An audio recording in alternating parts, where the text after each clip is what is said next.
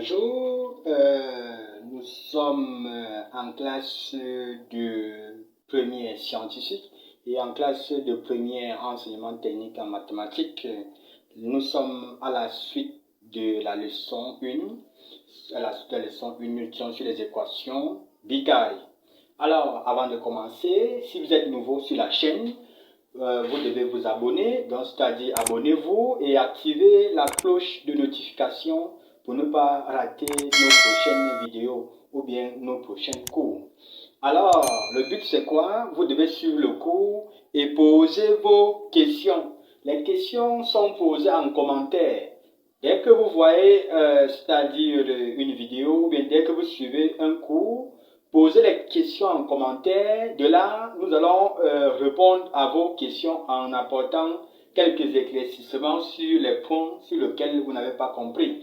Alors, nous vous conseillons alors de poser les questions en commentaire. Dès que nous laissons un exercice, vous traitez l'exercice et vous laissez vos réponses en commentaire. Nous allons venir expliquer, vous contacter par les moyens que nous disposons pour vous éclaircir sur les réponses des exercices que vous avez laissés en commentaire. Alors, il y a aussi le lien des différents forums en description sous la vidéo. Vous pouvez aussi nous contacter à travers ces forums dans ces liens-là. Alors, commençons le cours d'aujourd'hui sur les équations bicarrées. Nous sommes en grande 4, équations bicarrées. Alors, ceux qui n'ont pas suivi le cours jusqu'au début, le cours c'est-à-dire le début de la leçon sur les équations, vous pouvez regarder toujours dans notre chaîne. Nous avons les différentes vidéos en cours que nous avons laissées, c'est-à-dire les premières vidéos. Vérifiez les premières vidéos. Vous allez suivre le cours jusqu'au début. Alors, si vous avez suivi le cours jusqu'au début, alors nous vous conseillons alors de vous connecter à nous pour que nous continuions la suite des cours. Voici la suite des cours que nous commençons. 4. Équation bicarrée. 4.1. Définition. On appelle équation bicarrée les équations de la forme ax puissance 4 plus bx puissance 2 plus c égale à 0 avec a différent de 0. Dans 4.2, exemple de résolution. Résoudre x puissance 4 moins 9x carré moins 400 égale à 0. Posons x, donc c'est-à-dire grand x égale à x, petit x au carré supérieur ou égal à 0. Là, nous avons fait un changement de variable. Observez attentivement. Donc, nous voulons résoudre cette équation-ci, puissance 4. Qu'est-ce que nous allons faire? Il faudrait que nous transformons cette équation-ci à une équation de second degré. Donc, nous devons transformer la puissance 4 en puissance 2. Pour ce faire, il faut que nous fassions un changement de variable. Posons alors grand x égale à petit x au carré supérieur ou égal à 0. L'équation réduite devient, devient x grand x au carré moins 9 grand x moins 400 égale à 0. Alors, cette équation en puissance 4 est devenue une équation puissance 2, c'est-à-dire du second degré. Alors, comme nous sommes déjà passés à une équation du second degré, nous pouvons résoudre en passant par le discriminant. Le discriminant, delta égale à b carré moins 4ac. Or, ici, nous n'avons plus écrit la formule puisque nous avons donné la formule, c'est-à-dire sur les leçons précédentes, ou bien sur le cours précédent. Alors, nous avons fait directement l'application numérique en remplaçant b par sa valeur qui est 9, en remplaçant a par sa valeur qui est 1, en remplaçant aussi c par sa valeur qui est moins 400. Donc, nous obtenons directement moins 9 au carré, moins 4, facteur de 1, facteur de moins 400. Nous obtenons 81 plus 100, plus 1600. Donc, 81 plus 1600. Alors, nous obtenons directement ici en delta 1681. Alors, la racine carrée de 1681, c'est 41. Nous avons déjà expliqué comment on obtient cela. Vous mettez 1681 sur votre calculatrice. Vous appuyez sur le symbole radical. Si vous avez une calculatrice scientifique simple, Alors, il faut mettre directement 1681 sur la calculatrice, vous appuyez sur le symbole radical. Donc, même la calculatrice peut nous donner directement la racine carrée de 1681. Nous passons à la résolution. On a x1, grand x1 égale à moins b, moins racine delta sur 2a. Or, ici aussi, nous allons directement appliquer numériquement. Donc, nous n'avons plus écrit la formule puisqu'on a fait cette partie précédemment. Vous pouvez suivre les anciennes vidéos pour voir les formules, les différentes formules. Alors, grand x1 égale à moins facteur de moins 9, moins 41 sur 2 facteur de 1. Dès que vous multipliez les signes moins fois moins, ça fait plus moins 41 sur 2. Dès que vous faites la soustraction, vous obtenez, en divisant par 2, vous obtenez moins 16. Moins 16 est négatif. C'est un nombre négatif. Comme c'est un nombre négatif, qu'est-ce que nous avons dit?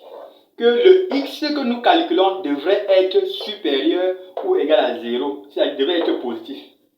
Alors, le x de 1 que nous avons calculé ici est négatif. Par conséquent, nous l'abandonnons. Nous devons abandonner cette racine que nous avons obtenue parce que c'est un nombre négatif. Passons sur la deuxième racine qui est grand x2. Nous faisons la même chose. Moins facteur de moins 9 plus 41 sur 2 facteur de 1. La formule c'est quoi? Moins b plus racine delta sur 2a. Vous multipliez, vous obtenez 9 plus 41 sur 2. Nous obtenons ici 50 sur 2 qui donne 25. Qu'est-ce que nous avons écrit? Est supérieur à 0. Donc 25 est un nombre positif. Ça respecte la condition que nous avons posée à la base. Ça veut dire que nous devons utiliser la racine de 25 pour continuer la suite. Par suite, comme grand x égale à x carré supérieur ou égal à 0, on a x carré égale à 25. Alors, nous allons appliquer la racine carrée de chaque côté de l'égalité. Racine carrée de x carré, racine carrée de 25. Ici, nous obtenons x égale à 5 ou x égale à moins 5. Puisque la racine carrée égale à 25, racine carrée d'un nombre, pour l'obtenir, il faut appliquer la racine. Et dès que nous obtenons la racine dessus, on obtient x égale à 5 ou x égale à moins 5. Parce que la racine carrée de 25 ici, comme il y a le x carré, pour enlever le carré, il faut appliquer la racine carrée de chaque côté. Ça veut dire que nous aurons un nombre positif et un nombre négatif. Alors, on obtient la solution qui est moins 5 et 5. Moins 5 et 5. C'est les deux racines que nous avons obtenues. Moins 5 et 5. Alors, si vous ne savez pas toujours comment nous allons faire, écrivez x égale à racine de 25 ou x est égal à moins racine de 25. Je crois que je me fais bien comprendre. Alors, nous disons tout à l'heure, pour obtenir les 5-ci, qu'est-ce qu'il faut faire? Vous mettez x, vous ne mettez plus le carré, vous mettez x égale à 25. Racine de 25, donc vous mettez x égale à racine de 25. Ou vous écrivez encore x égale à moins racine de 25. Alors, vous allez constater que racine de 25 va donner 5, moins racine de 25 va donner aussi le moins 5-ci. De là, vous obtenez les deux racines. Ici, nous n'avons plus appliqué cette racine carrée sur 25. Nous allons directement écrire, puisque nous sommes quand même en première. Je crois que vous avez bien compris. Alors, voici la solution. Et toutes vos questions, si quelque chose vous dérange, laissez cette question en commentaire. Continuons sur 35. Équation irrationnelle. On appelle équation irrationnelle toute équation où l'inconnu figure sous un radical.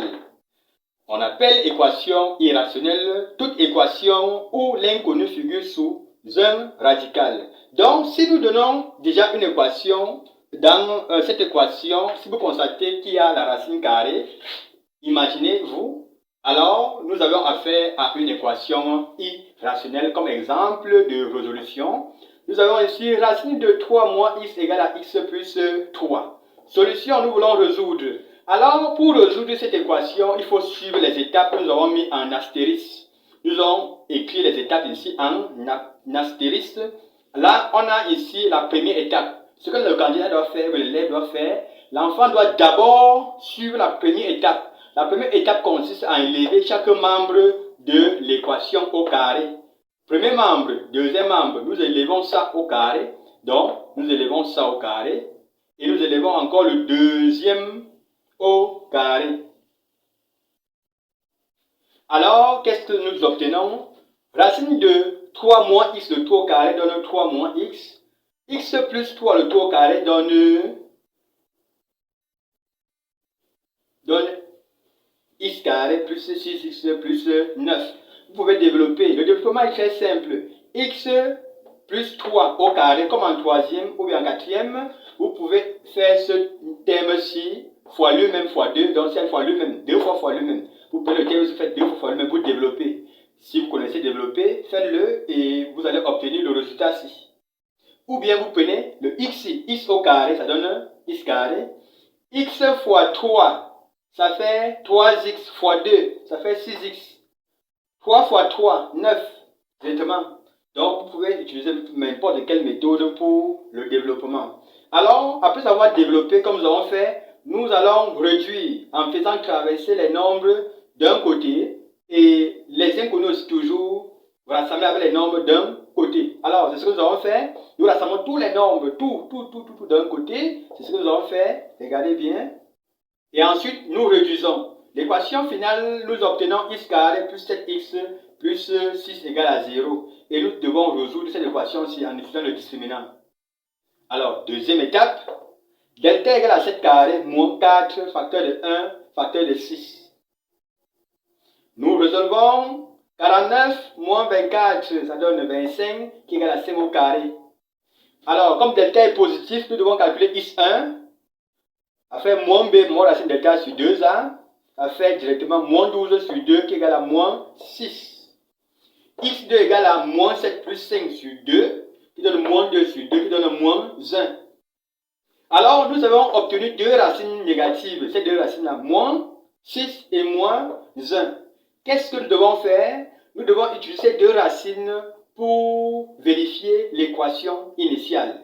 Si les deux racines-ci parviennent à vérifier l'équation initiale, ça veut dire que nous devons admettre que ces deux racines-là sont les solutions. Alors, si rien ne vérifie, on dit c'est ensemble vide. Si une seule racine vérifie, nous maintenons cette racine. Alors, allons-y dans la vérification, c'est-à-dire troisième étape. X égale à moins 6. X égale à moins 6, on a. Donc, nous devons prendre le moins 6 ici, remplacer dans l'équation ici. Donc, on va enlever x et remplacer par moins 6. Enlever x aussi, remplacer par moins 6. Dès que nous remplaçons, nous obtenons la partie ici. Ça fait 3 plus 6. Parce que moins fois moins plus. Égal, nous remplaçons ici par moins 6. Ça doit faire moins 6 aussi, qui est égal à 3. Dès que nous réduisons 3 plus 6, ça donne 9. Moins 6 plus 3, ça fait moins 3. Nous obtenons ici. Racine de 9 égale à moins 3, ce qui est impossible, parce que c'est faux. Racine de 9 ne peut pas être moins 3. Donc là, c'est impossible. Donc, ça veut dire que moins 6 n'a pas vérifié l'équation, puisque moins 6 nous dit racine de 9 égale à moins 3, ce qui n'est pas juste. Par conséquent, moins 6 n'a pas vérifié l'équation. Passons sur la vérification avec x2 qui est égal à moins 1 que nous avons obtenu. X égale à moins 1, on remplace toujours comme nous avons dit là, ça fait 3 plus 1. Donc, x égale à moins 1, moins fois moins plus, ça fait plus 1. X égale à moins 1, on remplace moins 1 et nous additionnons 3 plus 1, ça fait racine de 4. Moins 1 plus 3, ça donne 2. Racine de 4 égale à 2, ce qui est vrai. Racine de 4 égale à 2, ce qui est vrai. Alors, la solution de l'équation que nous sommes en train de résoudre, c'est S égale à moins 1. S moins 1. C'est parce que ce n'est que moins 1 qui vérifie cette équation. Moins 6 n'a pas vérifié. Alors, voilà comment on devait résoudre une équation bicarrée, une équation irrationnelle. Alors, si vous avez des questions, laissez ces questions en commentaire et nous allons aussi laisser les TD que vous devez traiter et nous balancer les résultats en commentaire toujours, puisque nous allons venir répondre à vos commentaires et répondre pour apporter les éclaircissements sur vos difficultés. N'oubliez pas de vous abonner, comme nous avons dit toujours. Abonnez-vous, activez la cloche de notification pour ne pas rater la prochaine vidéo ou bien le prochain cours.